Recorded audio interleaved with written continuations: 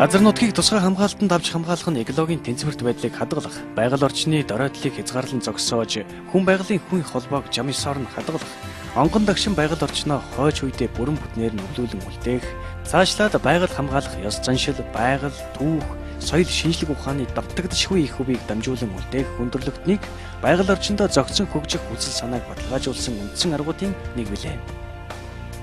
Монгол улсын тусгай хамгаалалтай газар нутгийг зориултаар нь дархан цаазалт газар, байгалийн цогцлборт газар, байгалийн нөөц газар ба дурсгалт газар гэж дөрвөн үндсэн төрөлд хуваадаг. Эдгээр нь ховор амтан ургамлын үлгий, нөхөн сэргэх, үржих, түргэн тархах голомтдог болж байдаг. Өнөөдөр манай улсын хэмжээнд 19 аймаг нийслэлийн 166 сумын нутгийг хамарсан 27.2 сая га талбай бүхий 87 газар нутгийг 99 байршилд улсын тусгай хамгаалалтай газарт аваад байна.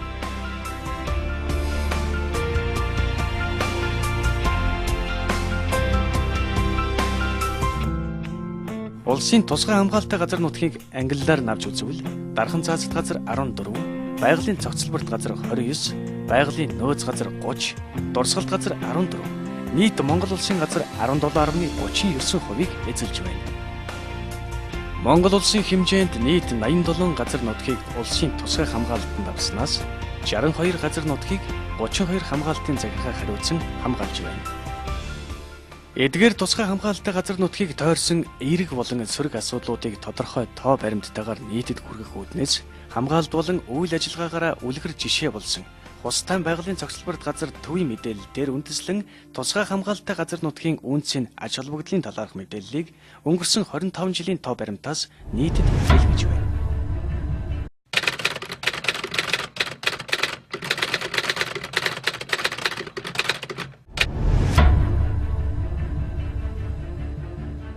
$1990 оны зах зээлийн эдийн засаг нийгмийн шилжилтийн хүнд үед ард иргэд гагцхүү байгалийн баялаг руу нүд улаан мөнгө цагаан гэгчээр улааран дайрч байсан цаг.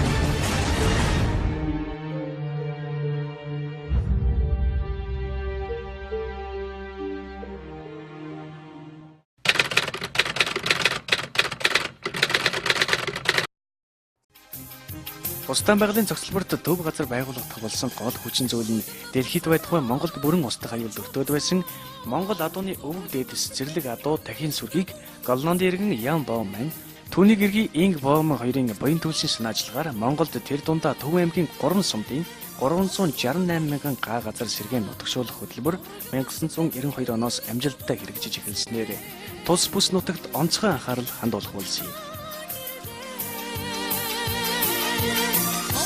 Улмаар энэхүү сайн үйлсийн аяныг дэмжиж тус газрыг анх тусгай хамгаалалтанд авч хууль эрх зүй болон байгаль хамгаалах үйл ажиллагааны сайн эхлэл суурь тавигдлаа.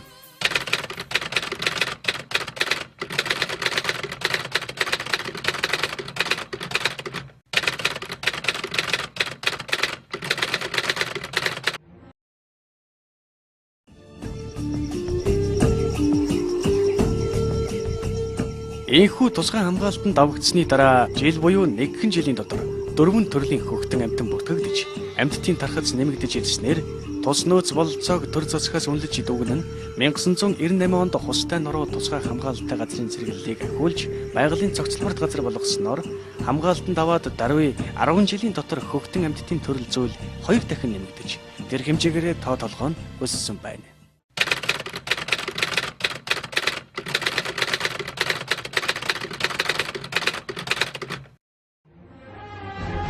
2004 он Тахь 159, Буг 384, Аргал 9, Зээр 40, Чон 74, Үнэг 28, Хярс 3 болж өслөө.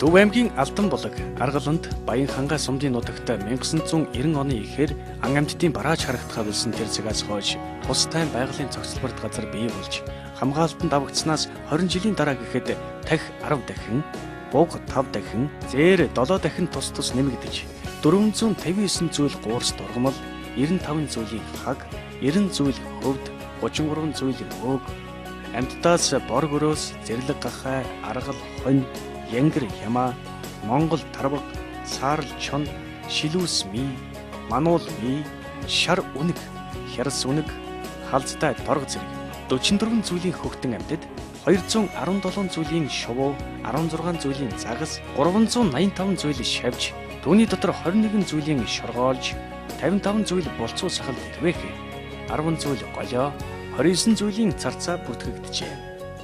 Мөн урд өмнө нь дэлхийд тэмдэглэгдээгүй байсан нэгэн зүйл хөрсний шавж хустайгаас шинээр олдож Epidermis hustensis хэмээн нэрлэгдсэн билээ.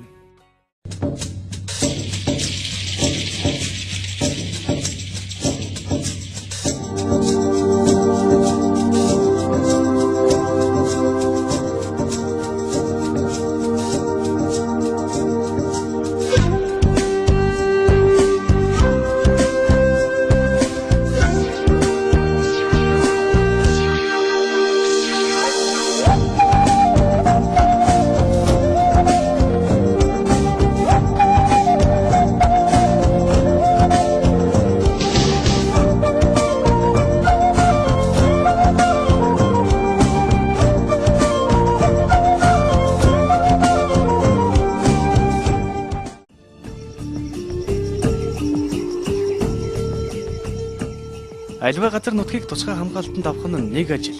Түүнийг зөв хамгаалж, үйл ажиллагааг нь үлгэр жишээчээр ажилуулах нь хамгийн чухал юм. Тусгай хамгаалттай газар нутгийн ач холбогдол нь ан амьтдын тоо толгой үүсэх ач холбогдолтойгоос гадна байгалийн аялал жуулчлал, түүнийг дагсан орон нутгийн иргэдийн амжиргаа дээшилдэг ач холбогдолтойг хустай байгалийн цогцлборын захиргаа үлгэр жишээ харуулж байгаа юм. Сүүлийн 15 жилийн хугацаанд анх 2000 онд 1000 орчим жуулчин ирж байсан бол 2014 оны байдлаар даруй 17 дахин буюу гадаад дотоодын нийт 17531 жуулчин ирж тусгай хамгаалтанд байгаа ан амьтан болон нутгийн иргэдийн амьдрал аж ахуйтай танилцж бодит хөрөнгө оруулалт хийж байгаа нь тусгай хамгаалалттай газар нутгийн үн цэн аж холбогдол юугаарч үнэлшгүй байгалийн хамгаалах менежмент гэлээ.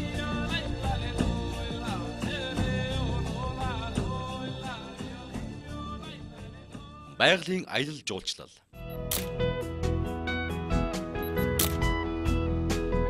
Байгаль орчинтойгоо өнөөдөр танилцлаа.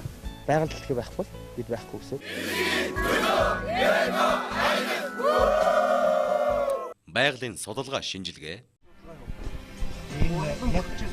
Ургамлын бүртгэгч энэ уул нэлээд талхалгдсан газар байсан. Байгаль экологийн боловсрол.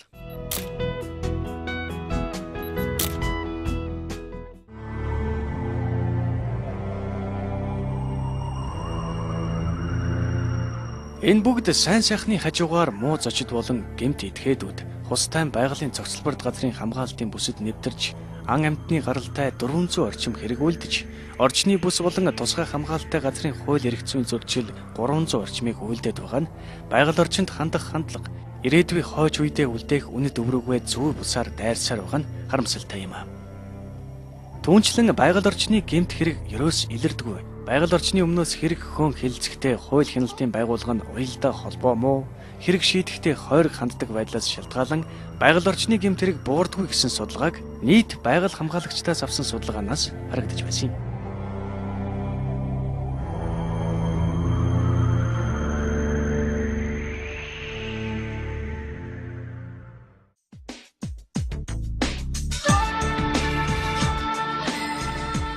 Хэрвээ Монгол улсад байгаа 99 тусгай хамгаалалттай газар нутгийг үлгэр жишээчээр хөгжүүлж, ард иргэдийн оролцоотойгоор байгаль хамгаалах арга барилыг бий болговол, хустай байгалийн цогцлборт газар адил 99 газар бий болж, орон нутаг болон аялал жуулчлалын хөгжилд хэмжээлшгүй ач холбогдолтой болохоос гадна, ирээдүйн хойч үедээ байгаль орчноо бүрэн бүтнээр нь нөлөөлөн үлдээх хамгийн зөв гарц мөн.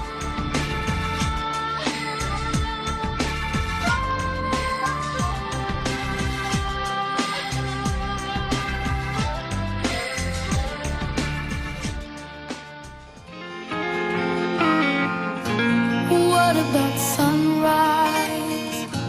What about rain? What about all the things that you said we were to gain? What about killing fields? Is there a time? What about all the things that you said was yours and mine? Did you